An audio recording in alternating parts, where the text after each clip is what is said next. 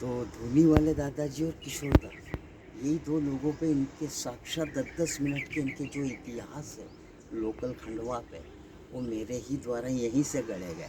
अच्छा, अगर कभी आप बोलो तो मैं बताता हूँ 10-10 मिनट के। क्या शुभ नाम है आपका? राकेश कन्नारे। अच्छा अच्छा अच्छा। सुनोगे? हाँ बताइए। आप थोड़ा ऐसे आ जाओ, क्योंकि मेरा क्या थोड़ा जी बिल्कुल। शारीरिक प्रदर्शन चलता है। अब इनका जो मैन स्पॉट जो है किशोर दा का, वो तो मैंने आप लोगों को कंफर्म कर ही दिया हूँ। जी। तो पहले इन्हीं के इतिहास से मैं स्टार्ट कर रहा हूँ, बीच में डिस्टर्ब मत करना। तो आज की तारीख में सर, ये पूरा का पूरा स्पॉट जो है सामने रोड से लेकर पीछे तक, इसको अपने हिंदू धर्म रीति रिवाज के हिसाब से शमशान बोलो या मुक्ति धाम, पूरा का पूरा स्पॉट जो है आज की तारीख में स्पेशली किशोर दा के ही नाम से मुक्ति धाम भी है। और आज वर्तमान में अपन लोग जो खड़े हैं और जो जी रहे हैं, भाई साहब ये तो सरासर कलयुग है। वो सतयुग गया तो उसी सतयुग में कई गलती से किशोर दा का विद फैमिली ट्रंक्स परिवार जो था, पश्चिम बंगाल छोड़ खंडवा में आकर बस गया था। अब खंडवा में आने के बाद में उसी सतयुग में इनके जो फादर थे कुंजीलाल गांगुली, तो कुंजीलाल गांगुली जी उस सतयुग में खंडवा कोर्ट में एडवोकेट थे, वकील थे, वकालत किया करते थे। अब वकालत करते करते करते कुछ दिनों के बाद में कई किशोर दा ने उनके विद फैमिली परिवार में कई खंडवा में जन्म लिया। अब जन्म लेने के बाद में किशोर दा की दिन पे दिन जैसी जैसी उम्र बढ़ती जाए, जैसे जैसे उनमें दिमाग आता जाए, तो किशोर दा उस सतयुग में डेली अपनी साइकिल के द्वारा सुबह शाम यह स्पॉट पर भ्रमण के लिए आया करते थे। तो यह स्पॉट को किशोर दा ने अपने दिल में बैठा लिया था, और दिल में बैठाने के साथ साथ एक दिन विद फैमिली के बीच में बैठकर कन्फर्म सचेत भी कर दिया कि मैं जिंदगी में कहीं भी रहूं, मेरे साथ में कोई अजीबोगरीब प्रकार की कोई दुर्घटना होती है तो मेरी डेड बॉडी को इधर उधर ना ले जाते हुए मेरे वतन पे ले जाके मेरा अंतिम दाह संस्कार करवाना। अब वतन बोले, जन्मभूमि बोले, तो आज की तारीख में यह पूरा का पूरा खंडवा डिस्ट्रिक्ट किशोर दा के ही नाम से चलता है। तो बकायदा उन्हीं के कहे अनुसार 4 अगस्त 1929 का तो उनका जन्म, और 13 अक्टूबर 1987 उनकी अंतिम विदाई। सन 87 में बकायदा उन्हीं के कहे अनुसार उनकी डेड बॉडी बॉम्बे से अपने खंडवा लाई गई, और एक दिन यहाँ के लोकल लोगों के दर्शनों के लिए उनके पार्थिव शरीर को सिटी में आज की तारीख में इनका जो गृह निवास स्थान है रेलवे स्टेशन के जस्ट सामने गांधी भवन बॉम्बे बाजार वाले रूट पर SBI बैंक के बाजू से इनका मकान है गांगुली निवास। एक दिन उन्हें उस मकान में रखा गया। उसके दूसरे रोज उनकी शव यात्रा सुबह 8 बजे फिर वहाँ से निकाल कर लाए, जब जाकर अपने हिंदू धर्म रीति रिवाज के हिसाब से पीछे बकायदा उनका अग्निदाह संस्कार किया गया। उसकी याद में फिर मध्य प्रदेश गवर्नमेंट ने इसको 2008 में वर्ल्ड में जो अपने चाहने वाले फैंस जो लगे हुए हैं, इनके हिसाब से 2008 में फिर मध्य प्रदेश गवर्नमेंट ने इसको 2.5 करोड़ की लागत से इसको एक स्मारक के तौर पर डेवलपमेंट करो। तो ये तो बता ही दिया हूँ कि ऊपरी वाला हिस्सा उनका स्मारक है, नीचे उनका 100 सीटर मिनी थिएटर हॉल है। तो यहाँ का जो आप देखने वाला सिस्टम जितना भी देख रहे हो, यह डेली यूज़ में होते हुए MP गवर्नमेंट साल में स्पेशली किशोर दा के नाम से यहाँ पर 2 कार्यक्रम करवाती है। जन्मदिन, पुण्यतिथि, उस दिन पूरा का पूरा देखने वाला सिस्टम सुबह से शाम तक चलता है, और उन्हीं से संबंधित इसके नीचे उन्हीं की मूवी बताई जाती है। अब आज की तारीख में किशोर दा की फैमिली में किशोर दा के 2 बालक हैं, एक अमित कुमार, एक सुमित कुमार। तो इनका जो छोटे वाला बालक जो है सुमित, उसकी तो मैं बिल्कुल भविष्यवाणी नहीं करना चाहता। रही बात बड़े वाला बालक अमित, जिसकी रनिंग उम्र जो चल रही है 60 से 62 के करीब, वो लड़का है इनका गायक कलाकार। अब वो गायक तो है, लेकिन पूरा वर्ल्ड बोलो, देश बोलो कि विदेश बोलो, किशोरदा की जो ओरिजिनल आवाज अपन औलाद से भी मांग रहे, अपन फैन से भी मांग रहे, लेकिन किशोरदा की ओरिजिनल आवाज ना औलाद दे पा रही है, ना कहीं का फैंस दे पा रहा है। अब रही बात, किशोरदा ने उनकी लाइफ में 4 शादियां करके रखी थी। 4 शादियों में उनकी जो पहले नंबर वाली बीबी थी रूमा गोहर ठाकुर यानी रूमा गांगुली, अभी सर 3 साल होने में आ गए, उनकी भी कोलकाता में डेथ हो गई है, जिससे आज गायक कलाकार अमित जी है। तो रूमा गांगुली जी का और किशोरदा का कुछ दिन तक का साथ चला, आगे चल के दोनों के बीच में कोई नौटंकी खड़ी हो गई, उनको लूट लाइन में करके फिर सेकंड नंबर पे उन्होंने मधुबाला जी से ब्याह रचाया। अब मधुबाला जी बोले तो उन्हें तो बेचारी को शुरू से ही दिल में कैंसर था। वो तो एक बेचारी एक कुछ दिन की एक मेहमान बनकर उनके पास में रही, और कुछ दिनों के बाद में वही दिल के कैंसर में ऊपर उनको भी जाना पड़ा। मजबूरी में तीसरे नंबर पर फिर उनको उनकी लाइफ में योगिता बाली जी से लव फेवर करना पड़ा। अब योगिता बाली बोले तो जात के तो ये बंगाली थे, फिल्मी दुनिया में इन्हीं का जात भाई मिथुंदा किशोरदा, दोनों में शुरू से ही 36 के आंकड़े, ना वो इनकी फिल्मों में काम करे ना ये उनकी फिल्मों में गाए। तो इनकी जो तीसरे नंबर वाली बीबी थी योगिता बाली जी, इनके पास से ट्रांसफर करके खुद मिथुंदा ले उड़े। मजबूरी में चौथे नंबर पर फिर उनको उनकी लाइफ में लीना चंद्रवरकर जी को लाना पड़ा। तो लीना जी का और किशोरदा का 13 अक्टूबर 1987 का फाइनल डे, 13 अक्टूबर 1987 को बीपी हाई होने से ये था चल बसे। तो 13 अक्टूबर 1987 को जो डेड बॉडी के साथ में विद फैमिली विद परिवार जो किशोरदा का उनकी जन्मभूमि खंडवा जो आया था, वो उनके फैमिली ट्रम्प्स का फाइनल डे था।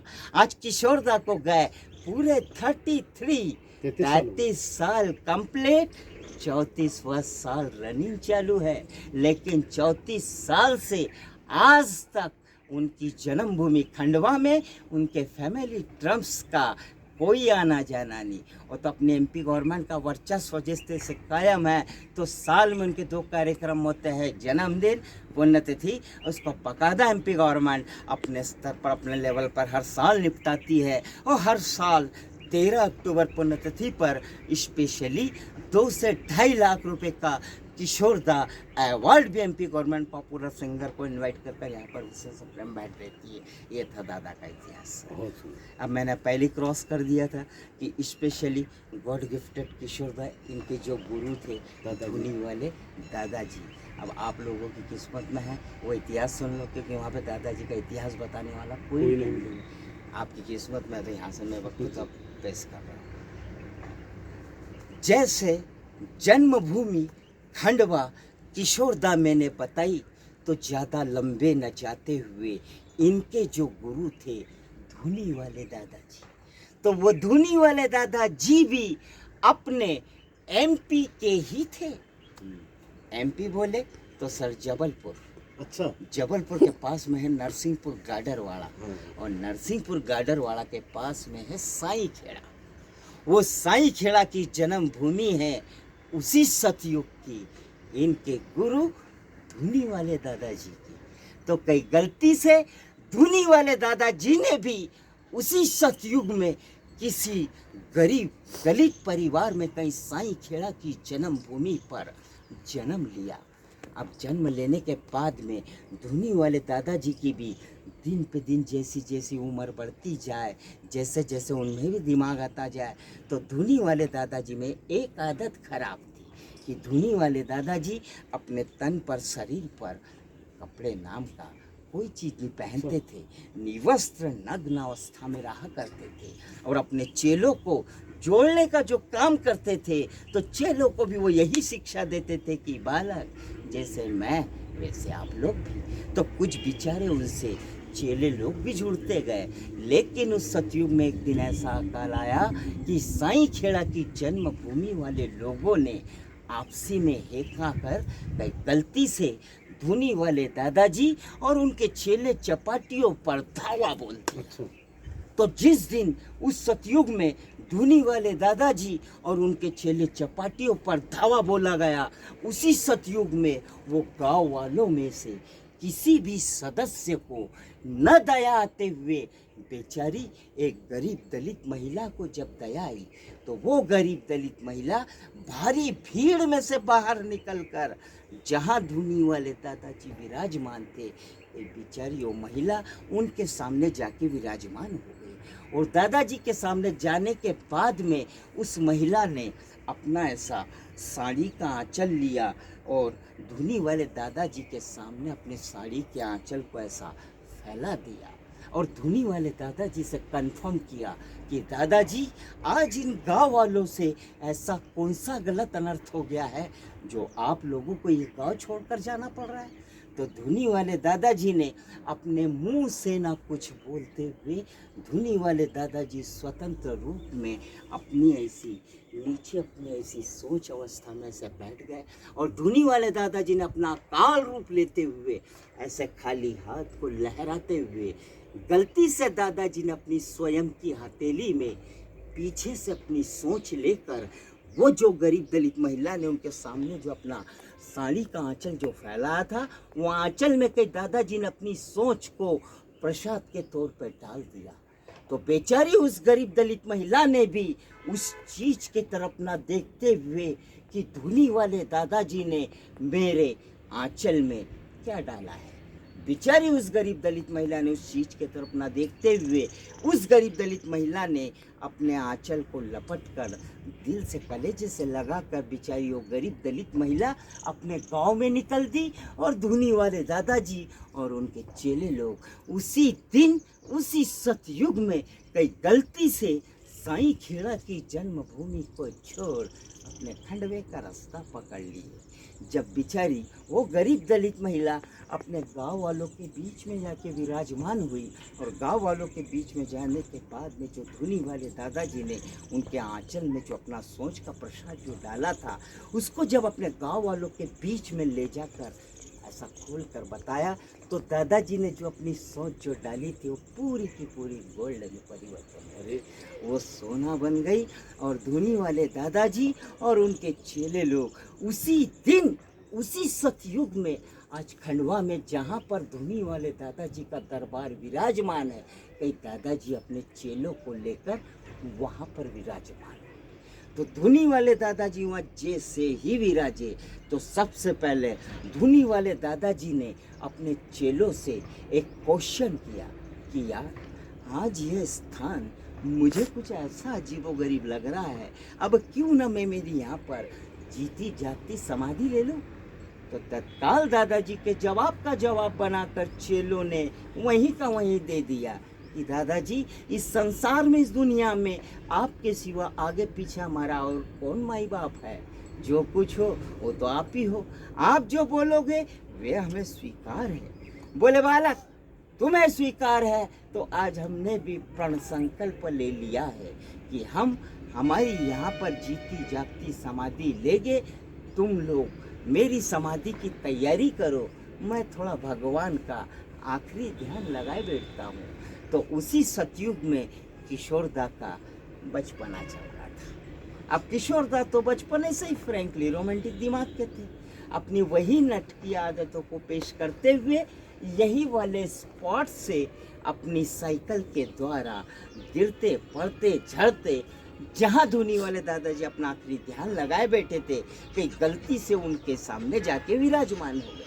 अब दादाजी के सामने जाने के बाद में दादाजी को खूब ऐसा नीचे ऊपर नीचे देख कई दादाजी को अपनी तोतली भाषा में कई उल्टा सीधा गलत कमेंट्स करने लगे, नंगा तंगा जैसा तैसा गिर लगाने लगे। तो धूनी वाले दादाजी का जो ध्यान लगा हुआ था, उस ध्यान को किशोरदा ने अपनी नटकी आदतों को पेश करते हुए भंग कर विहीन कर दिया। अब धूनी वाले दादाजी मन ही मन अंतरात्मा सोचने लगे कि यार, मैं तो अब मेरी जिंदगी से तो जा ही रहा हूँ, लेकिन मेरे जाने से पहले इस नटखटी बालक ने मेरा ध्यान जो भटकाया है, तो मेरी भी दिली तमन्ना है कि मेरे जाने से पहले इस बालक को कुछ आशीर्वाद के तौर पर प्रसाद दूँ। जब धुनी वाले दादाजी ने अपनी नम आंखों को खोलते हुए जब सामने नजर मारी तो धुनी वाले दादाजी के सामने किशोरदा की तस्वीर जो दिखी। अब किशोरदा को वहीं का वहीं ऊपर नीचे देख धुनी वाले दादाजी ने किशोरदा से कहा, बालक प्रसाद ग्रहण करोगे क्या? तो दूसरा गलत कमेंट्स किशोरदा ने रिटर्न मारा, अबे तू एक नंगा आदमी, तेरे पात में कुछ भी नहीं दिखला तो हमको पलचात खिलाएगा। यह बात जब दादाजी को उनके दिल में लगी तो धुनी वाले दादाजी ने अपना आखिरी बार आखिरी अवतार लेते हुए ऐसे खाली हाथ को लहराते हुए गलती से दादाजी ने अपने हाथ को अपने साइड वाले झोले में डाल दिया। जब धुनी वाले दादाजी का साइड वाले झोले से ऐसा बाहर वापस रिटर्न हाथ निकला तो धुनी वाले दादाजी की बंद मुट्ठी निकली। उस बंद मुट्ठी वाले हाथ को किशोरदा के सामने लंबा हाथ कर तान दिया और फिर किशोरदा से वो कहा, बालक देखो मत, इस नंगे आदमी ने जो तुम्हें प्रसाद दिया उसे ग्रहण करो। और इधर दादाजी की मुट्ठी खुली तो वहाँ तो जैसे ही मुट्ठी खुली इतना बड़ा वहाँ तो गरम गरम लड्डू बन के तैयार था। उस